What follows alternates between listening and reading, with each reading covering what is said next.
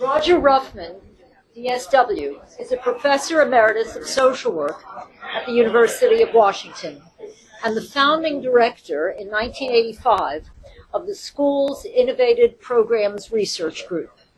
With funding from the National Institute on Drug Abuse and the Center for Substance Abuse Treatment over a 25-year period, he and his colleagues conducted a series of outcome trials of behavioral interventions tailored for marijuana-dependent adults. This team also designed and studied motivational enhancement therapy interventions for adult and adolescent marijuana smokers who have concerns about their use but are ambivalent about making a commitment to change.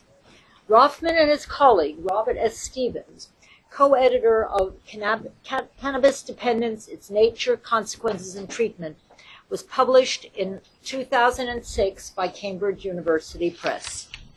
Dr. Ruffman.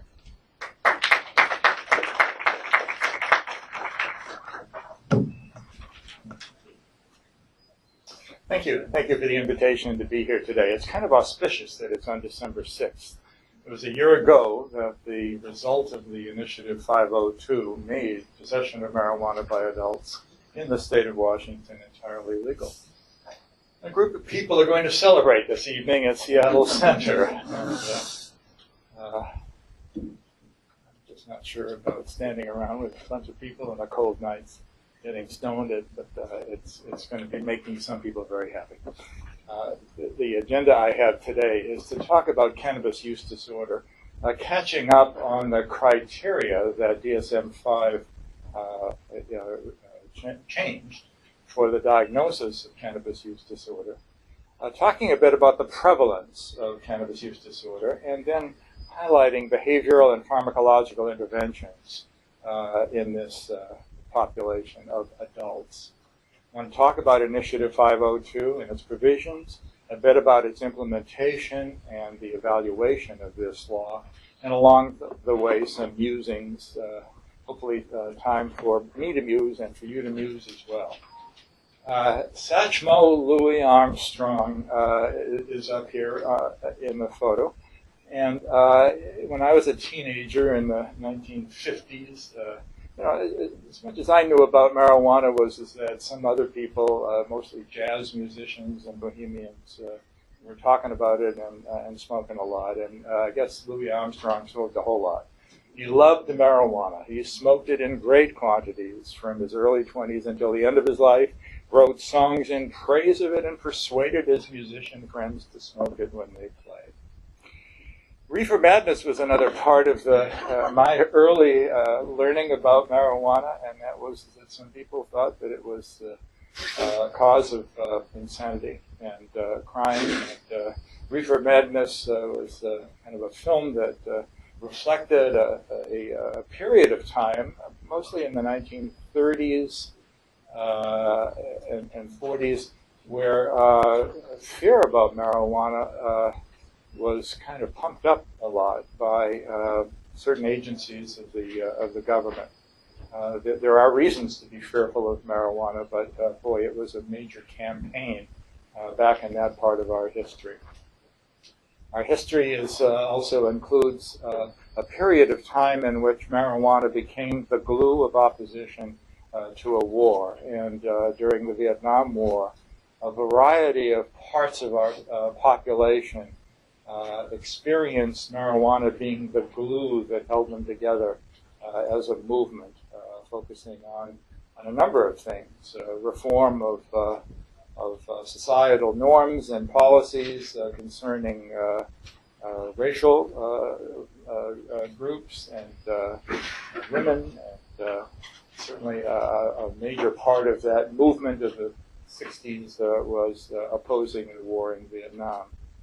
A good number of people were also experimenting with alternatives to the conventional lifestyle. I'm not so sure how many people in this room would have remembered that in 1967, the Summer of Love, Haight-Ashbury, and communes, and once again, marijuana was the rallying flag of change in culture, a counterculture.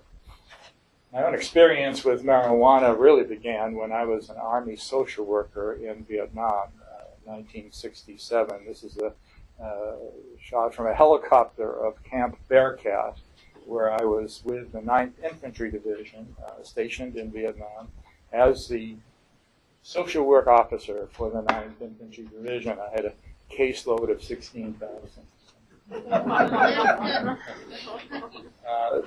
Medical and psychiatric care in Vietnam had some improvements over earlier wars, in part because of helicopters, medevac, and the placement of evacuation hospitals. This is the scene at the 93rd Evac Hospital where patients are coming in. And back to Camp Bearcat, you won't be able to see much of him, but that's Captain Bill Baker, a psychiatrist. So he shared that caseload of 16,000 men. This was our mental hygiene clinic for the 9th Infantry Division. Here I am. I think I was about 11 years old at the time. This was the 935th Medical Detachment KO, and only the Army can make things indecipherable. So that was basically psychiatry, social work, neurology. Well, the early 1970s saw what we have recently witnessed in our state and in Colorado as an evolving movement to rethink how marijuana is dealt with under national law. This book, this is the popular version of what was a government publication, Marijuana, A Signal of Misunderstanding, was actually a report issued by a national commission, the National Commission on Marijuana and Other Drug Abuse. It was chaired by Governor William Schaefer of Pennsylvania, a variety of people from various sectors of society, the founder of Sesame Street, a number of clergy, physicians, scientists, academics, a number of members of Congress served on this national commission. And in 1972, they issued a report. And in their report, surprisingly, they said marijuana should be decriminalized.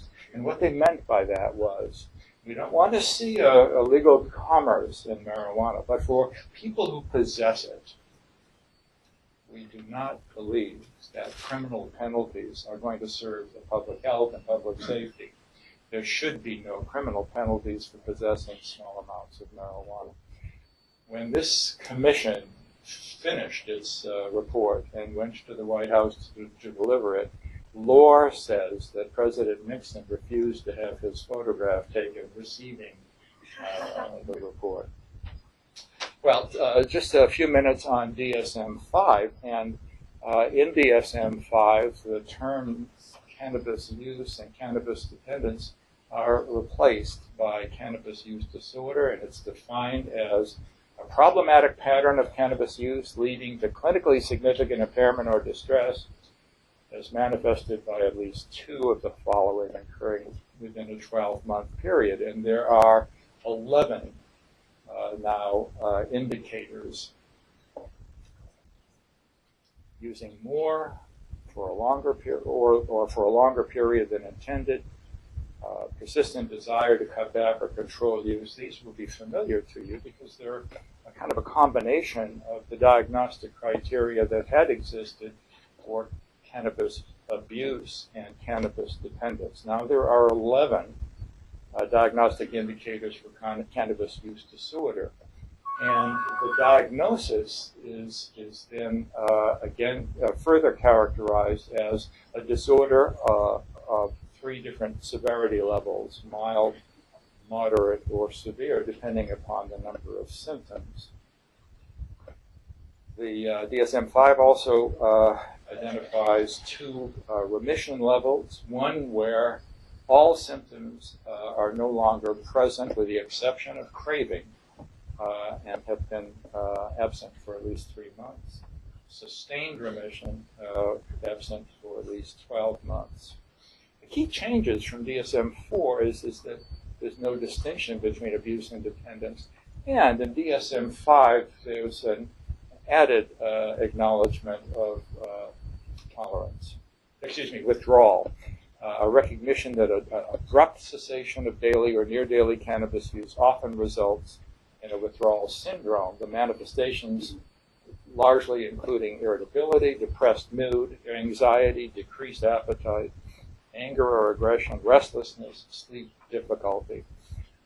Cannabis withdrawal is not a minor issue. It's not life-threatening, but it's a pretty big deal in a substantial number of people who have smoked marijuana pretty heavily and then try to quit.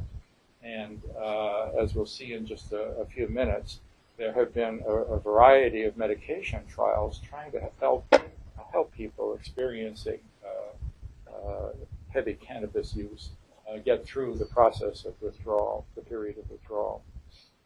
DSM V added craving or a strong desire or urge to use, and it dropped concern about legal problems. Well, today it's estimated that a little bit over 4 million people meet criteria each year for cannabis use disorder. A little less than half of them meeting what we would have called cannabis dependence, and the others meeting what we formerly called cannabis abuse.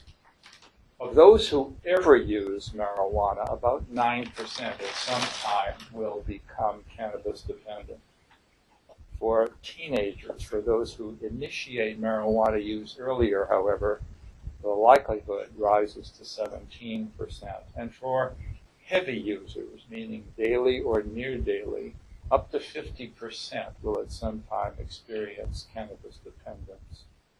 The relative risk in relationship to other substances, as you can see, is fairly modest. But this kind of characterization of relative risk kind of masks a whole variety of formulations of these various substances that can greatly boost the risk of dependence. For example, there's cocaine and then there's crack cocaine. And for cannabis, there are now formulations of cannabis with enormously high THC content. Anybody heard of dabbing? A way of greatly reducing anything other than pure THC and then inhaling it. Well, when you think about the variety of formulations of these various substances, this relative risk of dependence table has a lot to be desired.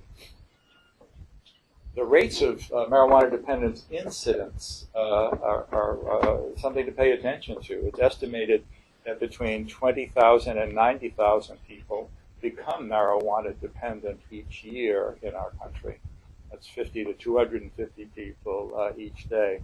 So this is not a no big deal kind of a situation in terms of cannabis and public health. I want to take you on a tour of the interventions that have been tried, both the therapeutic models that have been tried and the different forms of delivery that have been tried. There are a couple of chairs here.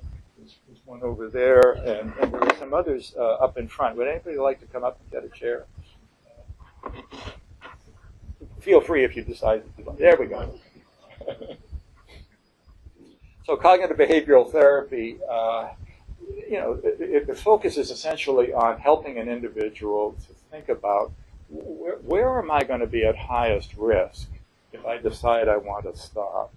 Is it going to be on a Friday afternoon between 4 and 8 p.m. where my thinking will be I've worked hard during the week and I'm now entitled to kind of blow off some steam? Is it going to be when my wife, my husband, my partner is out of town and I'm no longer being monitored by anybody? Might it be when I'm feeling kind of lonely or anxious or depressed or one way or another feeling some strain and pain in terms of affect? Will it be when I'm around certain people who are contagious? If I'm around them and they're getting high, there's no way that I can say no. Cognitive behavioral therapy has as its essence anticipating high-risk situations, thinking and behaviors and interactions, and helping people to shore up their repertoire of skills to deal with loneliness and boredom and peer pressure and husband or wife or partner being out of town. Motivational enhancement therapy is got a different focus. The idea here is that I may have a great deal of complex ambivalence about behavior change. A part of me thinking I can't sustain what I've been doing.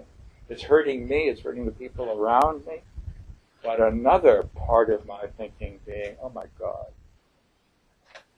I don't want to give up what I have. I need it too much. I get too much pleasure out of it. The loss is just enormous to contemplate.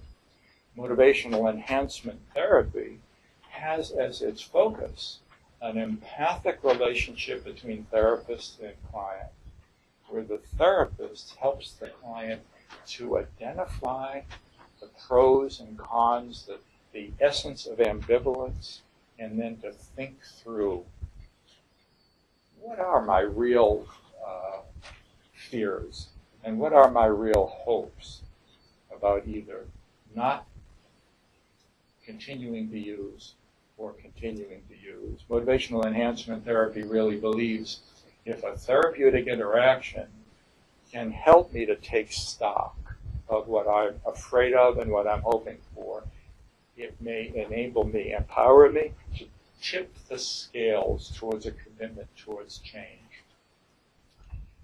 In this multi-site trial, adults who were dependent on marijuana were randomly assigned to 2 sessions of this empathic taking stock MET intervention, or to 9 sessions of cognitive behavioral skills training, plus MET, plus some case management, helping individuals who were struggling with legal or medical or homelessness problems to deal with those so that they would not get in the way of making behavior change around marijuana dependence. The third condition was delayed treatment. And here we are looking at post-treatment days of use. The red line are people who were in the delayed treatment condition. On this axis, we're looking at the percent of days smoked per week. Everybody started close to 100%. The people that received the extended treatment, cognitive behavioral, motivational enhancement, case management, seemed to reduce their post-treatment days of use the most and somewhat maintain it over a 15-month period. The brief treatment individuals, where it was really just sorting out my ambivalent thoughts, also improved, but at a lesser degree. When we look at the 90-day abstinence rates, though, pay attention to the scale here. The extended treatment only achieved about a 23% abstinent rate for 90 days at 4 months, somewhat less, to about 12% at 9 months, and at 15 months back up to about 22%. So, there's some stuff to write home about in terms of significant differences. Ultimately, the meaningfulness of these differences would lead us to kind of say more needs to be done in order for us to really feel as if we're doing a good job in helping people overcome marijuana dependence. All of the people who enrolled in the trial were saying, I want to quit. So with fewer than 25% actually succeeding in maintaining that, this is going to grow. The manual for this. All right, then. I want to go back. Previous. Yeah, the manual for this is online at the SAMHSA website, Sleep Counseling for Marijuana Dependence. Now, another variation on a theme: cognitive behavioral skills training to deal with high risk, motivational enhancement therapy to deal with ambivalence, tip the scales towards a commitment to change, and contingency management. And the idea behind contingency management is to use rewards for initiating and then sustaining change. Typically in drug treatment trials, An individual is screened several times a week, urine screened to see whether or not there's any evidence that they're having used a substance, in this case marijuana. And there are rewards.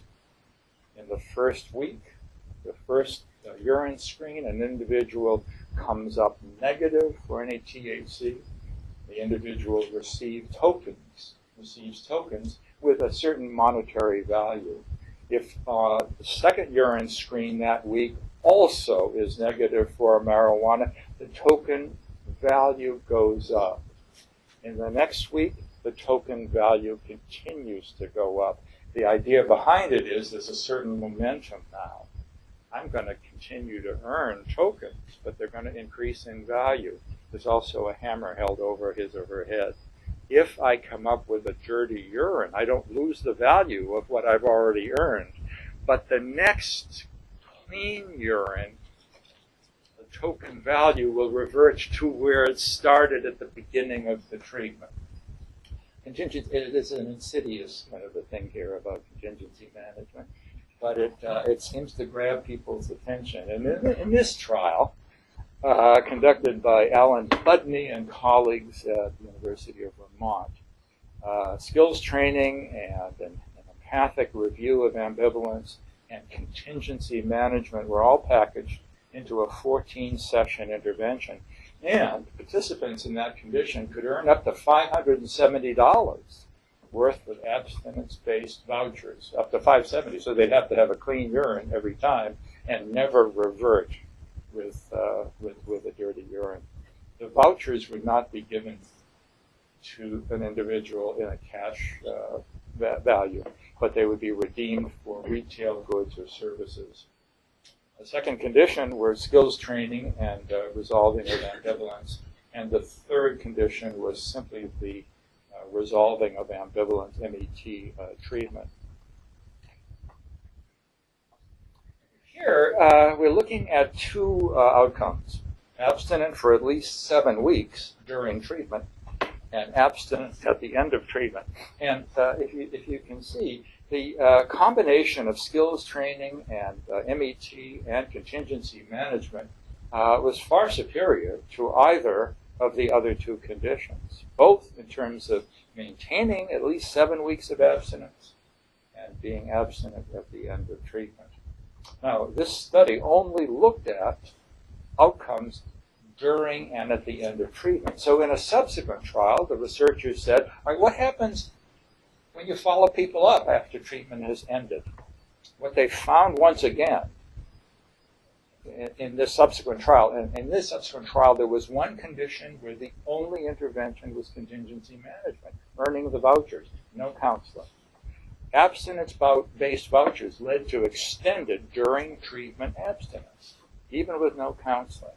So you get people buying in on these tokens and where they can be what they can earn, and a number of individuals will be motivated to get with the program, get on them,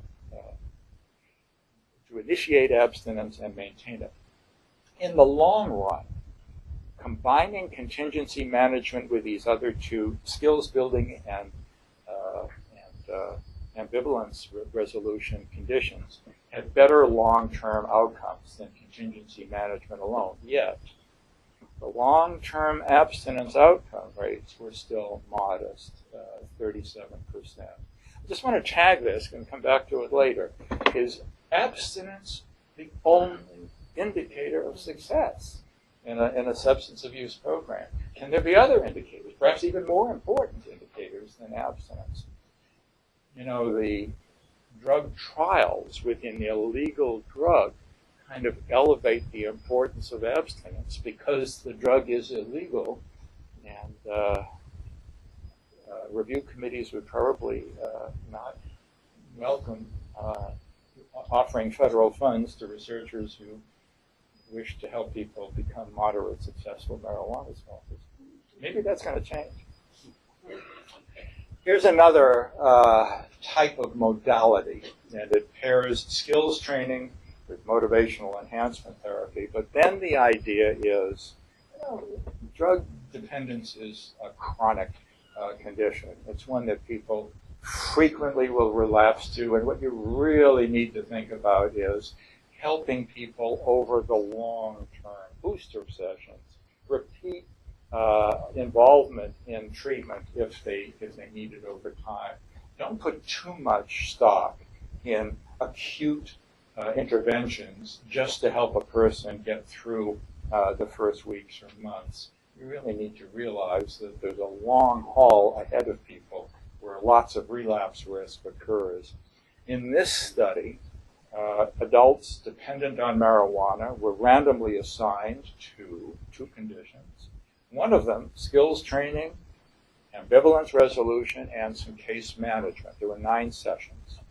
A second condition was a continuing care condition.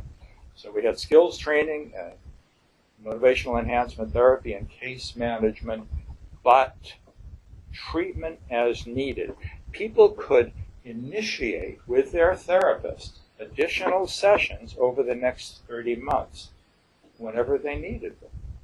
Each time they initiated more help, they could have up to 3 sessions. They'd then have to take a break. The idea behind it was not to create long-term therapy, but rather more boosters periodically over a 2.5-year period. They'd see the same therapist, and the number and the content of the sessions would be mutually decided between the therapist and the client. This is a spaghetti kind of a slide, and it tries to indicate what happened in these different conditions. Some people who had only the 9-session intervention with no continuing care, or people who took advantage of continuing care, 1 or 2 episodes of continuing care, 3 to 5 episodes,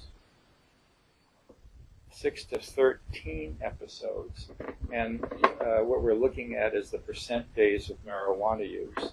The green line and the yellow lines are what I think stand out as being most interesting, because at 28 months, people who had used a lot of episodes or a very small number of episodes seem to have done very, very well. Now, they weren't randomly assigned to how many episodes they were using. This was the client's initiation. So one of the questions for a subsequent study needs to be, can you increase the uptake of continuing care in adults who are marijuana dependent and who have had acute care? Well, aversion therapy has been tried. It's right here in Seattle, and you probably would know where. Shadle Hospital. And it was done by Jim Smith and colleagues in 1988. And man, the findings are absolutely incredible. So they had 22 adult chronic marijuana smokers. The intervention involved 5 days of 50-minute aversion sessions. That involved rapid smoking of a THC-free marijuana joint. I mean, the intention was to really create sickness. I'm sorry, I keep doing this. Nausea, throwing up, whatever would happen when you smoke that much, that fast. These patients also had 3 weekly group counseling sessions. And look at the outcomes here. 75% abstinent at 6 months, 84% at 12 months. But this was a study with no control group. It's been unreplicated. People paid a lot of money to get into Shadle Hospital. It's a very select sample. And I don't know, why has aversion therapy not been promoted in the research agendas of drug and alcohol and tobacco? I suspect that in mental health there's an aversion to aversion.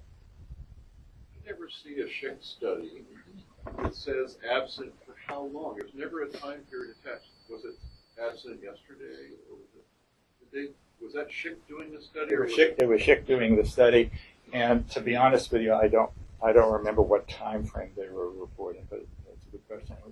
go back. I mean, it might have been a really great outcome, but you can't tell from that. Yeah. And you just can't tell whether they managed to have the cream of the crop, people who were willing to spend thousands of dollars to get in. Anyway, for anybody who wants to replicate a highly successful intervention, there you go. Mindfulness meditation has been of considerable interest in the field of addictive behaviors recently, and the idea is help a person to tune into where they are physically, where they are psychologically, where they are in terms of their thinking, and be accepting. Based on Buddhist principles, mindfulness meditation is a calming way of being connected to oneself. And the researchers in this trial tried to pair this resolution of ambivalence with training people to have that kind of presence and connectedness and acceptance with what they were experiencing as they were leaving the drug behind. It's a very limited trial of this intervention, however, in that how much can you learn mindfulness in two sessions? But they opened the door, and I suspect other researchers will follow through. People in this trial were assigned to 2 conditions, one of them being assessment only. At follow-up, few had achieved abstinence. There weren't any significant differences between the groups in terms of abstinence, but the group in the active treatment condition reported significantly fewer days of use at follow-up than did the assessment-only participants. Recent trial, and I suspect we'll see growth in this area in the coming years.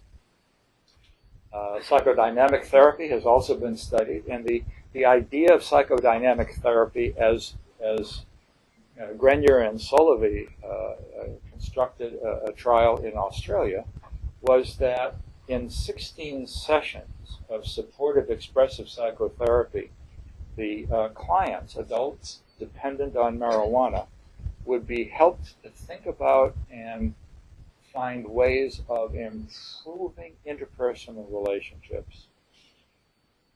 The concept behind psychodynamic therapy in this trial was, if you are able to successfully be in interpersonal relationships, give and take, support, caring, being part of a community, not all by yourself, the likelihood of the need to self-medicate with marijuana is going to go way down. The second condition was brief advice and the use of some self-help materials, a booklet on quitting marijuana. At 4 months, there was greater abstinence in the psychodynamic intervention than in the advice intervention. At 12 months, no significant difference between the two, and we're back down to fairly modest levels of sustained success.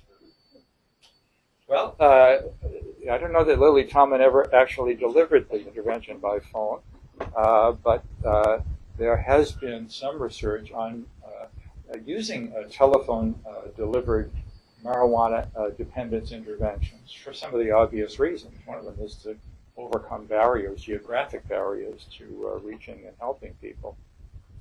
The subjects in this trial were all in Australia, and they were people who had called into that country's national marijuana or cannabis helpline. And the helpline in Australia has been a wonderful resource for anybody, for users, for the people who care about users, for educators. It helps point the way towards information and treatment resources for thousands of people each year.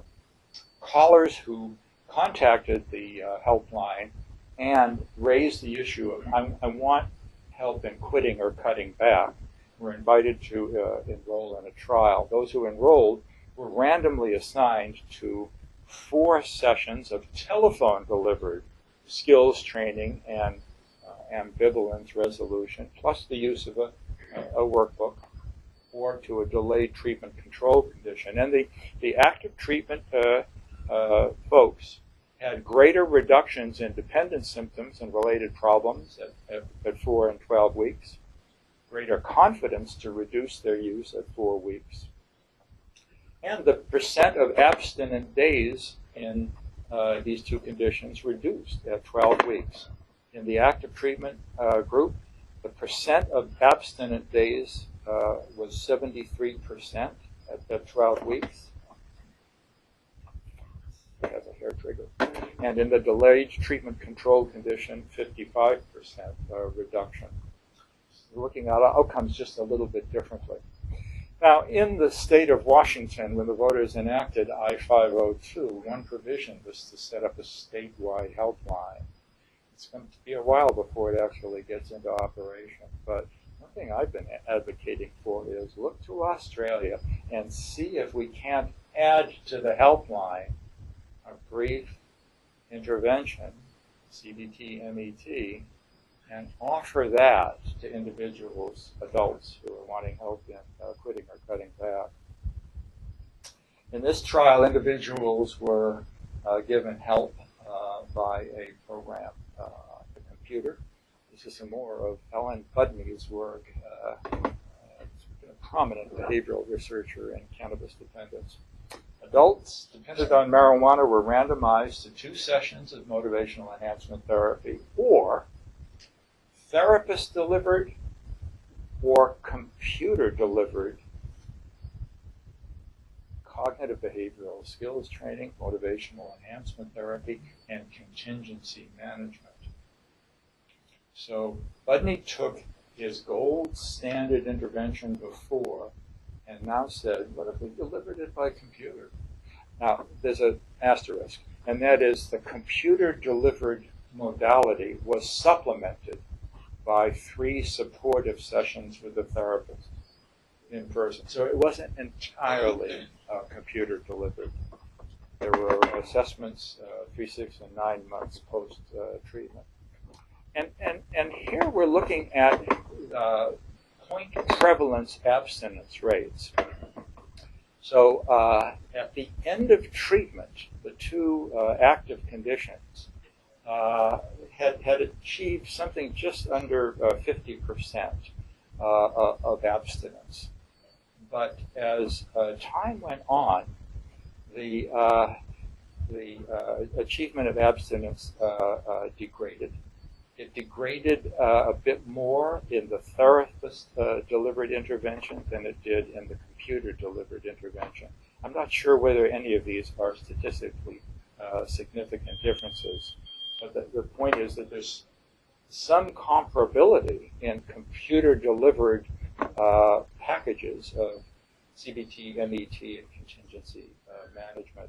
What Budney has concluded from that trial is that if you offer the intervention through the computer, it's efficacious and it's equivalent to therapist-delivered treatment in initiating and helping to maintain cannabis abstinence. And there's some potential savings by doing it via a computer.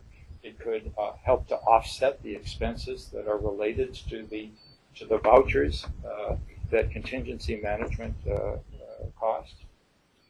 It may enhance access if it's computer delivered, and it could expedite the adoption of an effective intervention with fidelity. If it's delivered by a computer, it's likely to be standardized.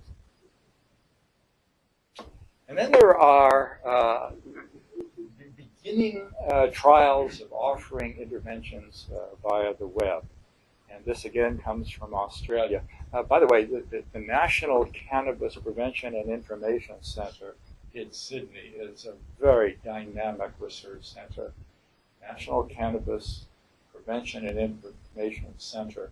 And it has on its website lots of fact sheets about marijuana and driving, marijuana and lungs, marijuana and memory. It has lots of research. It has links to resources for people who want help in quitting or cutting back. So in this trial, adults who were willing to enroll in the trial were randomly assigned to a reduce your use intervention. It involved 6 core modules based on skills training at MET. Participants in that trial, when they logged on, would get ongoing feedback over time, graphing their frequency of marijuana use, their attitudes, as attitudes were measured, and the extent to which they changed, their goals, how much they were spending on marijuana. That could be really a reactive bit of feedback. They could read blogs from former cannabis users who were writing on the website. They could click on a quick assist link, and they got automated encouragement emails. The alternative condition was education, and there were 6 modules. What is cannabis, and what is important to know about cannabis potency and the law, etc. A problem with web-based interventions, and I suspect this is true not only in the addiction field, is it seems like a good idea, and there's an awful lot of non-compliance, people dropping out, starting, and then not showing up. So one of the enormous challenges of offering mental health addiction services over the web is, how do you make it so reinforcing that people will not drop out, feel like they're a failure, whatever gets in the way of people continuing and completing. At 6 weeks, people in the active treatment condition reported fewer days of use in the past month than in the comparison condition. Lower quantity of use, fewer symptoms of cannabis abuse. Now, at 6 weeks, there were no differences in the number or severity of cannabis-dependent symptoms or past month abstinence. At 3 months, the experimental group reported significantly fewer and less severe cannabis-dependent symptoms. But, you got fewer people now. In an intent to treat kind of an analysis, you're going to have a huge void in terms of people who are exposed to the full intervention. I want to talk a little bit about the individual who never walks across the threshold of a treatment agency. Some years ago, in the alcoholism field, some researchers in New Mexico reasoned, maybe we need to redesign how we approach people who are drinking abusively and never show up in our treatment agencies. And they developed an intervention that was ingenious. And they called it the Drinker's Checkup, and they advertised it in their local communities as not treatment, but an opportunity to take stock and think through your options with no pressure to change. The Drinker's Checkup was advertised widely, offered in person. The promise was there's not going to be any pressure. And it's free, 2 sessions. Come in, we'll talk with you, we'll learn about your history, your background, your experiences, what's worked, what's not worked. We'll have a second session, so it's feedback. In that feedback session, the therapist, using a very empathic style, would review what data had been collected during the assessment. And with that empathy, kind of try to draw out from the individual not only the good stuff. Here's what I like about drinking. There's some things that you don't like so much about drinking. That empathic interaction ended up being a pretty powerful platform for people to disclose the things that they don't like. And here they are airing the problems they're experiencing their drinking. Mind you, a non-treatment seeking population, and having the opportunity to be with somebody else and talk about it. Well, we developed an intervention called the Marijuana Checkup, and we advertised it. The best place to advertise an intervention like this would be the Stranger. Right behind it would be Weekly. You have questions about your pot use? Call the Marijuana Checkup. For adults who have questions, not a treatment program. And Seattle has another thing going for it. And that's each summer, you want to have access to 100,000 marijuana smokers. Go down to, what's the name of the park? Merlevitz Park. And go to Hempfest in August. And so that's what we did. Marijuana studies at the University of Washington. We had free lemonade, and we enrolled lots of people in the Marijuana Checkup. So in 3 conditions we tried to evaluate the checkup. One of them is personalized feedback. That's the MET condition. People get a couple of sessions, an assessment, and then a feedback session. The multimedia feedback was educational and then delayed treatment. Not an awful lot of impressive results in terms of numbers of days smoked per week. We followed people for 12 months. This is the MET condition, about 4.7 days smoked per week at 12 months. The educational condition, about 5.3. There wasn't an awful lot of marijuana change. And for us who are interested in reaching people who aren't seeking treatment, getting them to start talking about their concerns, finding better ways of holding on to people, keeping them engaged, and helping them to achieve better outcomes.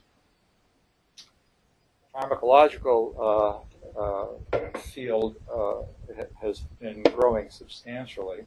And in terms of the treatment of marijuana withdrawal, there have been 2 major approaches.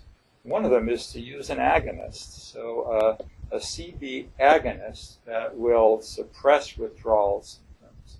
A second being the use of medications to alleviate symptoms.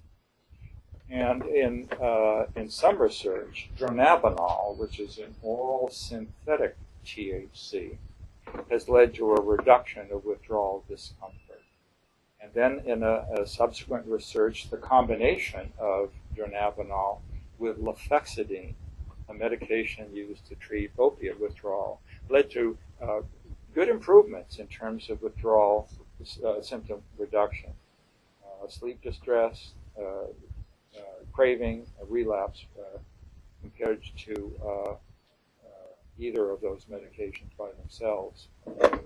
USPAR has been studied, reducing the frequency and duration of craving, reducing irritability and depression, and a trend towards earlier abstinence compared to placebo when in cannabis, the dependence treatment trial. Lithium has been tried in an inpatient trial.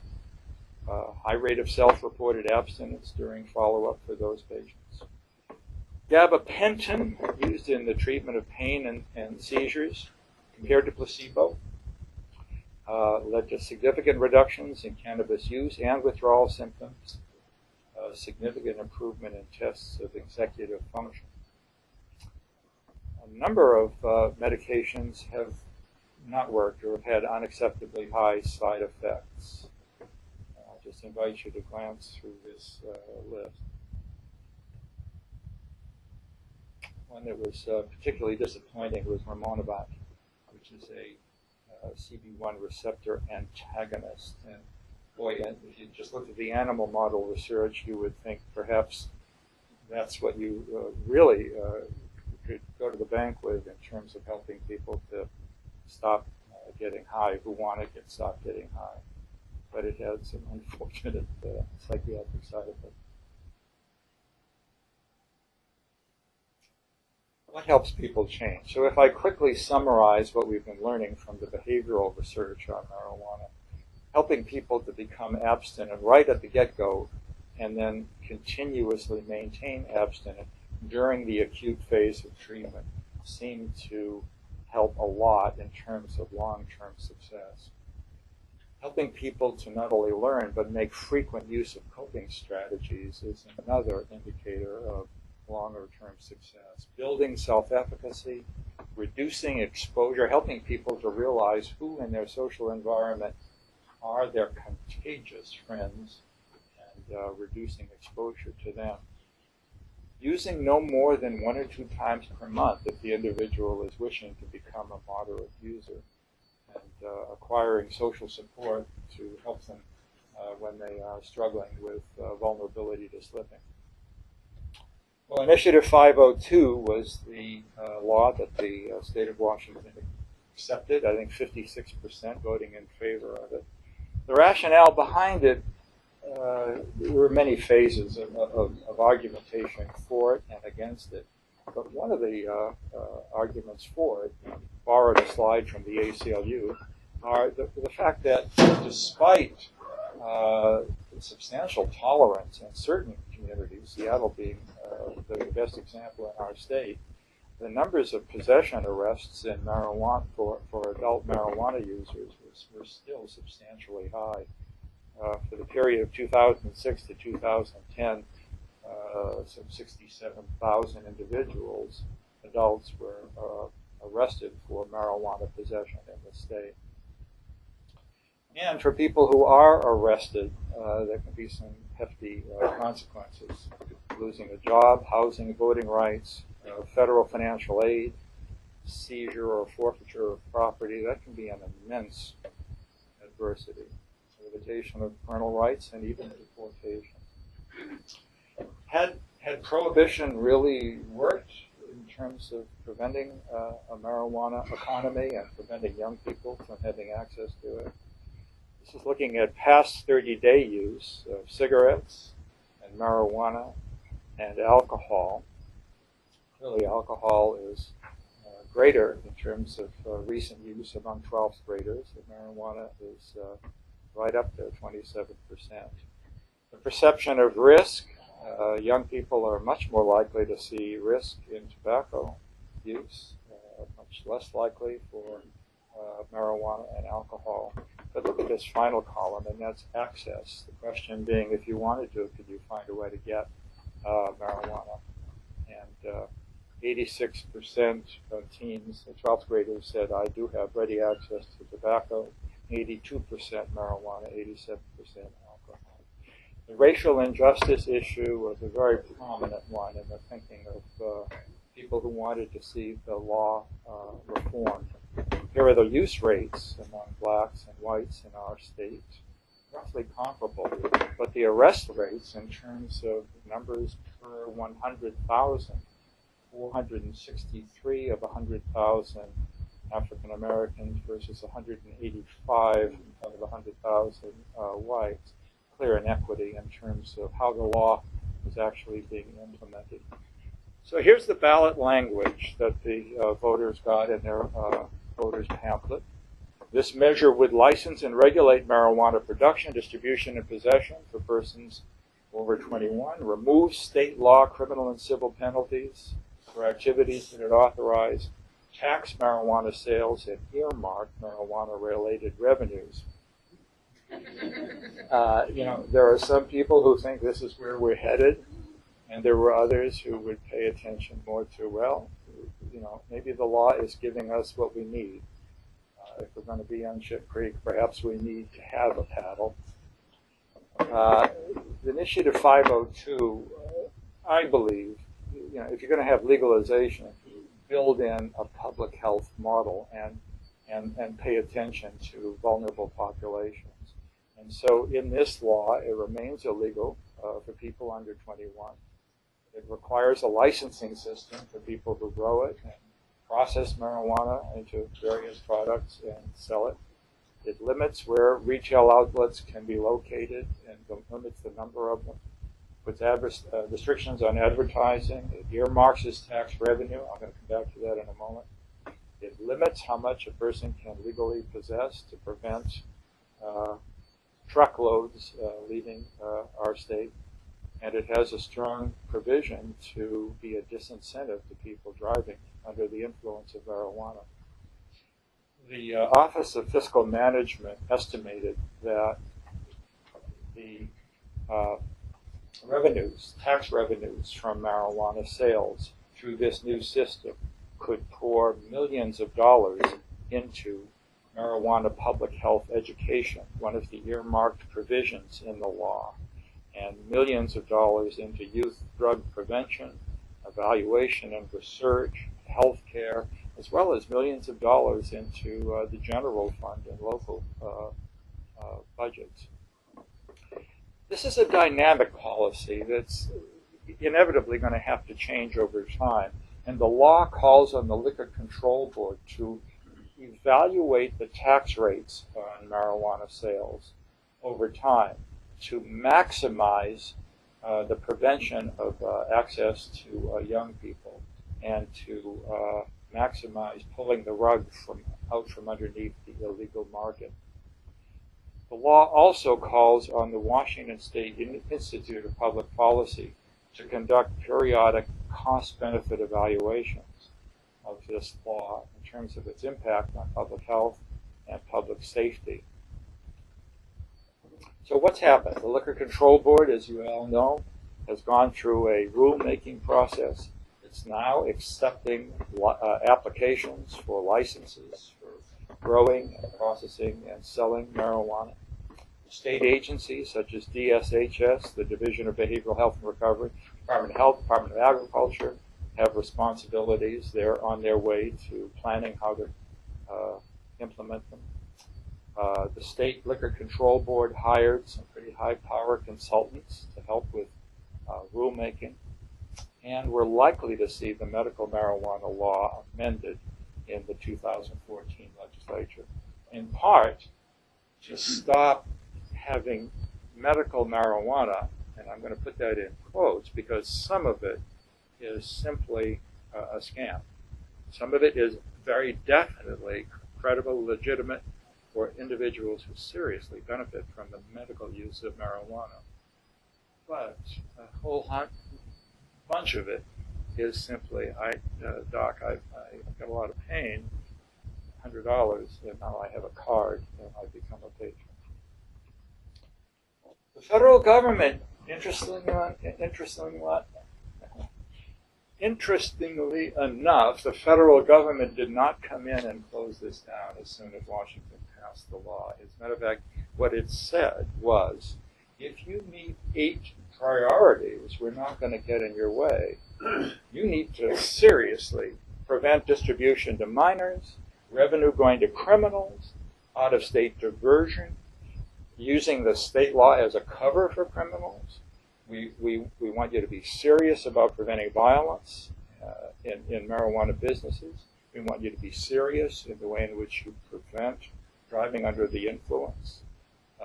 We want you to work to prohibit marijuana growing on public lands and possession on federal lands. Well, I haven't allowed nearly enough time for questions, but I hope that there's time for some. I'm going to be shameless, however, and tell you that in April of next year, this will be published. And so it's a memoir of somebody who's been in the field of marijuana research and policy and advocacy, smoked an awful lot of dope for a while, been a therapist for close to 50 years. Okay, I'm going to minimize this. Thank you so much.